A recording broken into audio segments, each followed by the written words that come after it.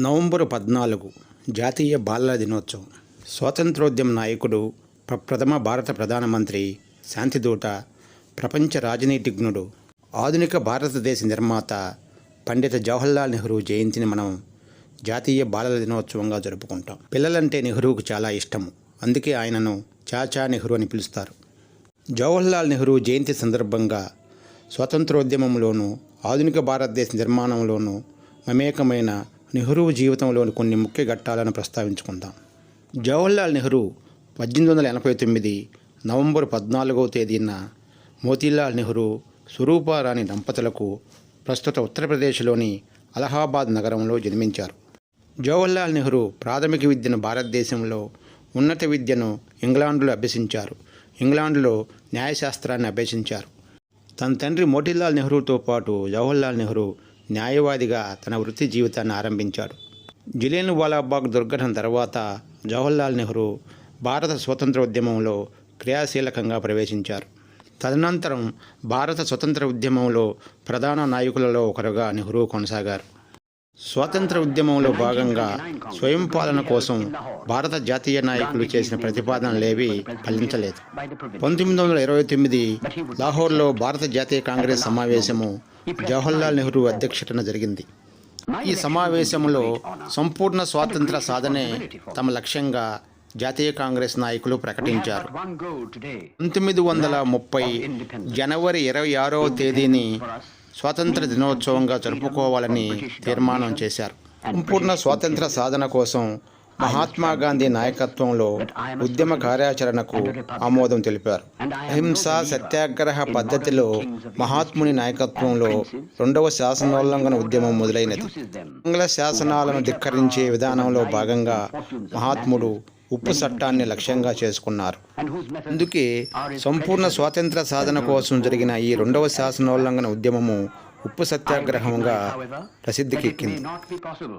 For a body constituted such as this National Congress, and in the present circumstances of the country, to adopt a full socialist program. January the 26th was fixed as Independence Day, when a pledge of independence was to be taken all over the country. We believe that it is the inalienable right of the Indian people, as of any other people, to have freedom and to enjoy the fruits of their toil and have the necessities of life so that they may have full opportunities of growth. The British government in India has not only deprived the Indian people of their freedom, but has based itself on the exploitation of the masses and has ruined India economically, politically, culturally, and spiritually. We believe, therefore, that India must sever the British connection and attain Purna Swaraj, or complete independence.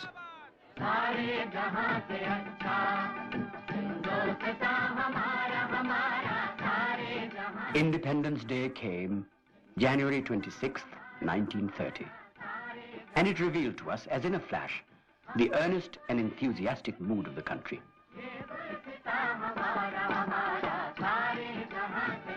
This celebration gave the necessary impetus to Gandhiji, and he felt, with his sure touch on the pulse of the people, that the time was ripe for action. The great question that hung in the air was, how? How were we to begin? And the Mahatma gave the hint. Salt suddenly became a mysterious word, a word of power. The salt laws were to be broken. We were bewildered and could not quite fit in a national struggle with common salt.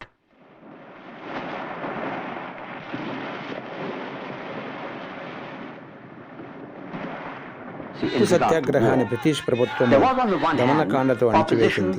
ముఖ్య నాయకులతో పాటు వేలాది మంది ఉద్యమకారులు జైలుపాలయ్యారు. తదనంతరం జరిగిన సంప్రదింపుల ఫలితంగా 1935 భారత ప్రభుత్వ చట్టాన్ని ఇంగ్లాండ్ పార్లమెంటు ఆమోదించింది. ఈ చట్టం ప్రకారం జరిగిన ఎన్నికలలో అనేక ప్రావిన్సులలో భారత జాతీయ కాంగ్రెస్ ప్రభుత్వాలు ఏర్పడ్డాయి.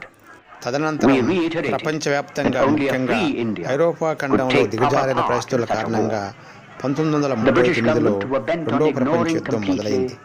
భారత జాతీయ నాయకులను సంప్రదించకుండానే ఇంగ్లాండ్ ప్రభుత్వం యుద్ధంలో భారతదేశం కూడా పాల్గొంటున్నట్లుగా ప్రకటించింది. ఇందుకు నిరసనగా భారత జాతీయ నాయకులు తమ పదవులకు రాజీనామా చేశారు. యుద్ధ కారణంగా క్లిష్ట పరిస్థితులు ఎదుర్కొంటున్న ఇంగ్లాండ్కు భారతీయుల సహకారం తప్పనిసరి అయినది.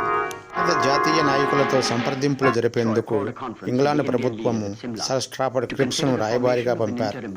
ఇంగ్లాండ్ ప్రభుత్వము తక్షణమే భారతీయులకు అధికారాలు బదిలీ చేయాలని, స్వాతంత్రం ప్రకటించాలని జాతీయ నాయకులు డిమాండ్ చేశారు. సంప్రదింపులు విఫలమైనవి.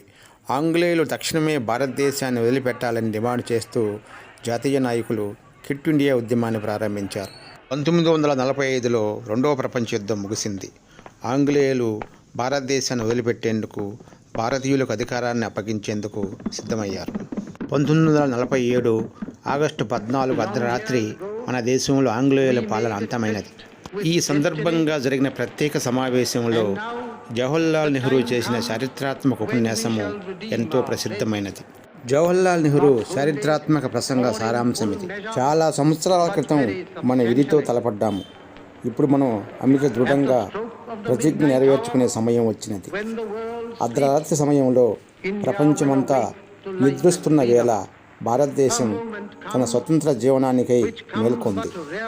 పాత నుండి కొత్తకు అడుగు వేసేటప్పుడు, ఒక యుగం అంతమైనప్పుడు, చాలా కాలం వనకదొక్కబడిన ఒక దేశం తనను తాను బహిర్గతపరుచుకునే ఒక క్షణం చరిత్రలో అరుదుగా వస్తుంది. భారతదేశం కొరకు, దాని ప్రజల కొరకు, ఇంకా ముఖ్యంగా మానవజాతి సేవకు అంకితమవుతామనే ప్రతిజ్ఞకు ఈ పవిత్ర క్షణం యుక్తమైనది. భారతదేశ స్వతంత్ర ప్రకటన సందర్భంగా జవహర్లాల్ నెహ్రూ చేసిన ఈ ప్రసంగము ఏ టెస్ట్ విత్ డెస్టినీగా చరిత్ర ప్రసిద్ధికెక్కింది.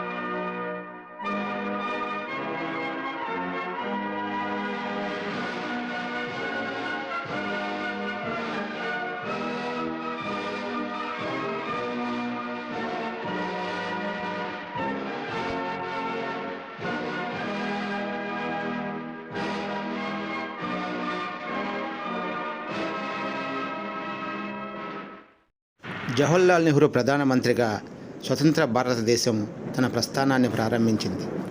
నెహ్రూ శాంతి కాముకుడు. రెండవ ప్రపంచ యుద్ధం తర్వాత ప్రపంచాధిపత్యం కోసం ఒకవైపు సోవియట్ రష్యా, ఇంకోవైపు అమెరికా పోటీ పడ్డాయి. స్వాతంత్రం తర్వాత నెహ్రూ ప్రభుత్వము పంచశీల సిద్ధాంతాల ఆధారంగా అటు అమెరికా కూటమికి, ఇటు రష్యా కూటమికి దూరంగా అలీన విధానాన్ని తన విదేశాంగ విధానంగా నిర్ణయించుకున్నది. వ్యతిరేక నిర్మూలన కోసం, అభివృద్ధి సాధన కోసం ప్రణాళికా విధానాన్ని అభివృద్ధి సాధనంగా నెహ్రూ ప్రభుత్వం అనుసరించింది. ముఖ్యంగా పంచవర్ష ప్రణాళికల ద్వారా వివిధ రంగాలకు ప్రాధాన్యత ఇవ్వడం జరిగింది. ఈ వ్యూహంలో భాగంగా ప్రభుత్వ రంగానికి అత్యంత ప్రాధాన్యత ఇవ్వడం జరిగింది. జవహర్లాల్ ప్రభుత్వం దేశవ్యాప్తంగా అనేక నదీలోయ ప్రాజెక్టులకు శ్రీకారం చుట్టింది. జవహర్లాల్ నెహ్రూ వాక్రానంగల్, నాగార్జున సాగర్, హీరాకుడ్ వంటి ప్రాజెక్టులను ఆధునిక దేవాలయాలుగా పోల్చారు. In a very foolish manner. In ages long past, a great son of India, the Buddha, said that the only real victory is one in which all are equally victorious and there is defeat for no one. In the world today, that is the only practical victory. Any other way will lead to disaster. ఆధునిక భారతదేశ నిర్మాణంలో తనదైన ముద్ర వేసిన మహానేత పండిత జవహర్లాల్ నెహ్రూ.